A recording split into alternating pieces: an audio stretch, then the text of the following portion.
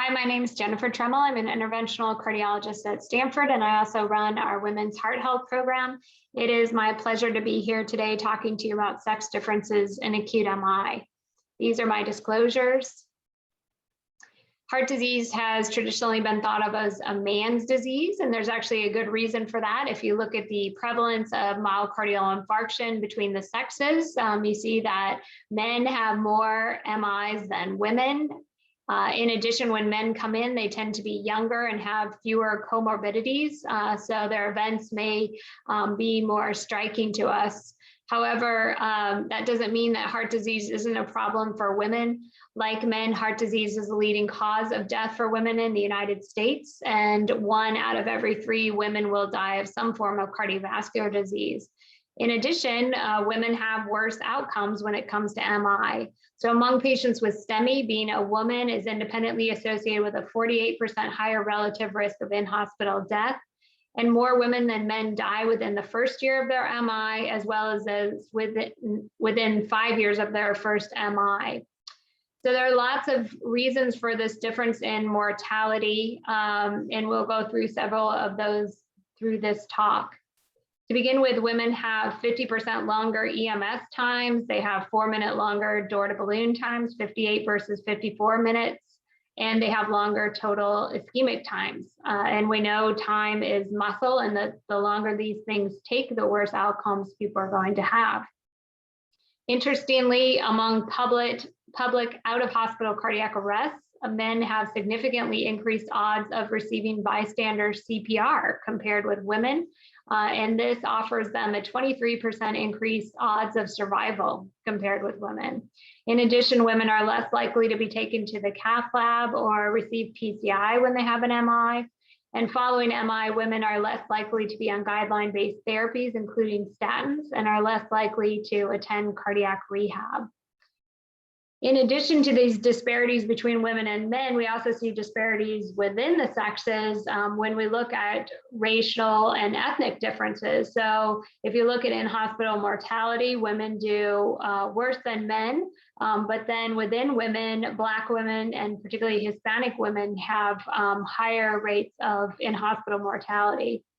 Likewise, if you look at revascularization, mechanical circulatory support, and right heart catheterizations, these procedures are commonly less used in women patients and among those who are of ethnic and racial minority groups. Like these racial and ethnic minority groups, there are also differences within women with regard to age. So young women, those less than 55, experience a 2 to 3-fold greater mortality risk than young men after they have an MI. And disturbingly, over the past 20 years, acute MI admissions among young patients has steadily increased, and the largest increase has been seen in young women, and this is from 21% to 31%, and particularly among young Black women. Similarly, the incidence of risk factors has increased among young patients, particularly hypertension and diabetes. And kind of similar to what we see with the overall sexes relative to young men, young women are less likely to undergo an invasive strategy or to be managed with guideline-based medications, and they have a higher rate of 30-day readmission. So a lot of the differences that we see in mortality seem to be related to system reasons, delayed door-to-balloon times, not getting invasive strategy, but there may also be some subtler things going on. So the American Heart Association has done a national survey every few years since 1997, looking at awareness and knowledge of heart disease among women. And recently they did a retrospective looking at how did awareness and knowledge change among women from 2009 to 2019. And they found disappointingly that the percentage of women who are able to identify the warning signs of heart attack has actually decreased over that time period. For example, those that could identify chest tightness as a warning sign went from 17%, which wasn't that great, in 2009 to 6% in 2019. And while the proportion of women who would call 911 if they thought they were having a heart attack had gone up somewhat, the proportion of women who said that they would take an aspirin, which is one of the recommendations, had actually gone down. If you look at the graph, the proportion of women who could identify heart disease as their leading cause of death had also decreased from 2009 to 2019 from 65% to 44%.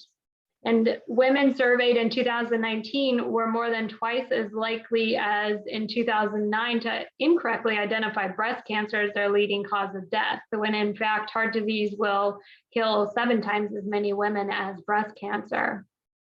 This decline in awareness was most evident among young women aged 25 to 34 years and Hispanic women, but it was actually striking among women of every racial and ethnic group and every age category except those women greater than 65 years. Another subtle difference may be who your doctor is. A study out of Florida found that women have a significantly higher survival rate, 2 to 3 times that when they're treated by a female physician in the ER compared with a male physician. Looking more specifically at this, a male or female patient basically had similar outcomes when treated by a female physician. But a male patient treated by a male doctor didn't do quite as well, and a female patient treated by a male doctor did significantly worse. The outcomes for women that were treated by male doctors actually improved the more the male doctor had treated women in the past, and the more that the male doctor had female colleagues. And this may be because in treating women, they learned kind of more about how women present. And it may also be that by having female colleagues who often end up treating women, they kind of learned more about heart disease in women. And it is interesting if you look at kind of the subtleties in recognizing MI in women. One of the things is symptoms. And there's often this idea that, oh, women have different symptoms than men when they have a heart attack. And it's not so much they have different symptoms, but in fact, they come in and they report a greater number of symptoms and a greater combination of symptoms, which creates a greater number of symptom phenotypes than men will have. And this means that there's kind of more ways that women can present. And the more you take care of women like this, the more you might be able to recognize this. And that graph actually shows kind of the number and spread of these combinations or phenotypes, and that it's much higher in women. And we're looking at 200 plus different kinds of phenotypes of how women might come in. In addition, women can present with very unique types of heart attacks compared with men, and these are certainly still under-recognized and often missed. And I'll go through some of those briefly.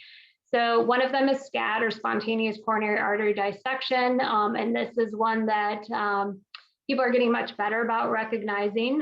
This is a tear or bleeding that occurs between the layers of the coronary artery and leads to compression of the vessel. So there's no atherosclerosis as a cause here. It's traditionally considered to be rare, but it's actually an underlying cause of MI in at least 35% of women who are under the age of 50. And it's likely a lot more common than we think, and it's just been underdiagnosed. It predominantly affects women, over 90% of the cases, and most of these women have few or no traditional cardiac risk factors. So there needs to be a heightened sense of awareness for these patients. So here's a classic presentation. On the right, you can see a normal right coronary artery. On the left, we see that there's an abrupt tapering of the LAD in kind of the distal vessel with maybe some reconstitution of the apical vessel. This is SCAT, this is intramural hematoma in between the layers causing compression of the vessel. With regard to management of SCAT, I won't go into great detail, but suffice it to say that most of these patients can be treated conservatively, and only rarely do you need to place a stent. And placing a stent in these patients can actually make things worse. So most of these patients will heal within about a month. Here's an example of a woman who had a right PDA dissection. So you can see narrowing of her PDA, and it kind of tapers out. And she came in a month later and had another angiogram, and you can see her PDA is perfectly fine now, no further dissection. Another unique kind of heart attack in women is Subo. I think this is one everybody's pretty familiar with now, also called broken heart syndrome. This is where the coronary arteries appear perfectly normal, but there is a stress-induced cardiomyopathy that causes a presentation of heart failure. And usually there's a specific way that the heart looks under left ventriculogram, which is that the base comes in, but the apex actually balloons out. And it looks like this octopus catcher, which is also called Subo in Japan. Personally, I've never used one, but anyway, that's where it got its name. These patients also are typically treated conservatively and supportively with the expectation that symptoms will improve within a week to several weeks. And then lastly, I want to talk about Monoka, which not everybody is familiar with. This is a myocardial infarction with normal coronary arteries. It accounts for about 6% of all acute MIs and is more common in women than men. Monoka is a working diagnosis, so it's not an actual diagnosis or an end to tell someone they have Monoka. It's actually kind of the beginning. It says, well, you have Monoka, let's go figure out what actually happened. So there are multiple possible etiologies that need to be investigated, and ultimately finding the underlying etiology can help indicate a patient's prognosis as well as guide their therapy. So it's diagnosed by one, having a myocardial infarction. So there's an increase in troponin as well as some clinical sign of MI, which may be symptoms, EKG changes, or new wall motion abnormality. And then there are non-obstructive coronary arteries on angiography, so no stenoses greater than 50%. And then there are no other alternative explanations for the presentation, so no PE or sepsis. And the way you work through this is in the red lines, basically, okay, you had an MI, we don't have an alternative. You go to the yellow part and you are basically trying to rule out any other causes. Was there any atherosclerotic occlusion that I missed? Is there any SCAT, which we talked about? Is there any Subo? And once you've ruled all that out, you now have Monoka. So the arteries look fine. You had an MI, and now you need to kind of figure out what was it. So one of the biggest things is a non-occlusive plaque disruption, either plaque erosion or plaque rupture or a non-occlusive thrombus. These are found by intravascular imaging. And so the standard of care is moving toward doing 3-vessel OCT in these patients. Patients may also have spasm or microvascular dysfunction as a cause of their MI, which would require functional assessment with acetylcholine or figuring out their IMR, or they may have myocarditis, so a myocardial problem, which would be diagnosed with cardiac MR.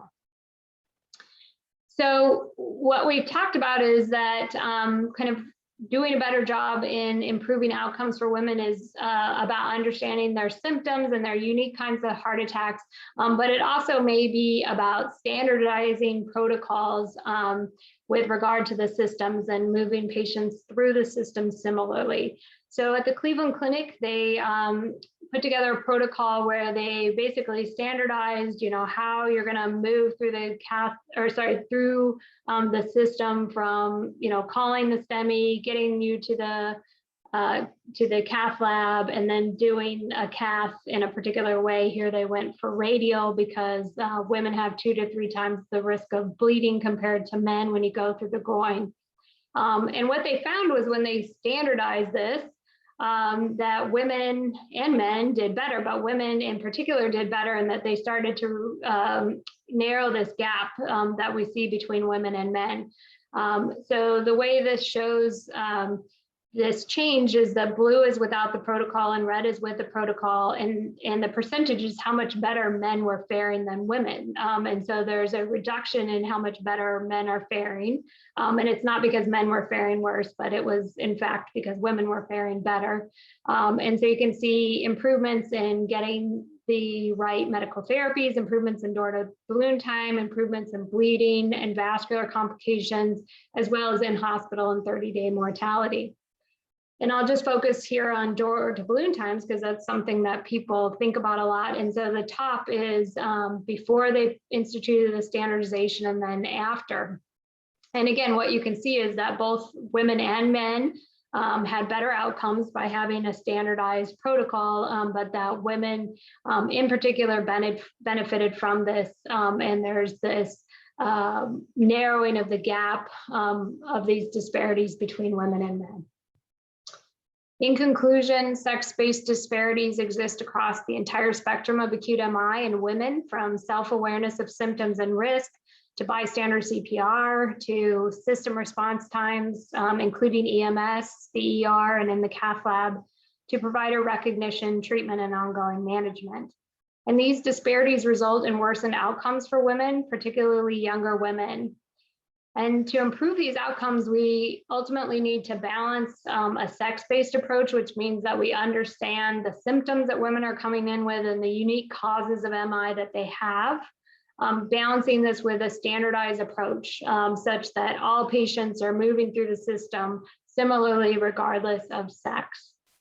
And I will close with just kind of highlighting people to beware of profiling heart disease. I often hear from my women patients when they go to the ER that a doctor or nurse said to them, well, you don't look like somebody who has a heart attack.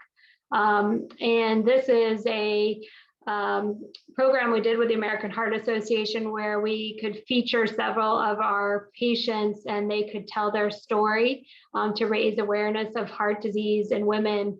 And I would just remind everyone that this is what heart disease looks like. Thank you for your attention.